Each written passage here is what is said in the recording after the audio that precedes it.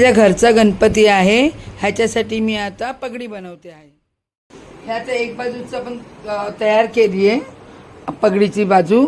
आता इथे दुसरे असेच पट्ट्या लावायचे आहेत, ह्या बाजूने येतील म्हणजे आपली पगडी अर्धी तयार होईल. मग त्यावर फुलं वगैरे सजवायचे. अशा पद्धतीने आपण हे बनवणार आहोत. आता हे बघा, मी हे दाखवलं होतं तुम्हाला, तसंच पट्ट्या बनवून ह्या अशा शिवून काढल्या आहेत. आणि हात शिलाई असल्यामुळे थोडंसं ते दोरा दिसतोय. आणि हे इथे वरती पंख लावले आणि ते फुलं लावली. अशा प्रकारे पगडी बनवली. ते मोत्याची माळ लावली आहे. आणि पाठीमागे जो कपडा घेतलेला मधला, त्याचा पाठीमागे अशी काठ करून टाकली. म्हणजे कुठेच गमचा उपयोग नाही केलाय, फक्त इथे लावायला टाचणी लावली आहे बस 2 ठिकाणी. बाई कुठेच गम वगैरे नाही वापरला, सगळं शिवून केलंय. तर सांगा कशी झाली पगडी.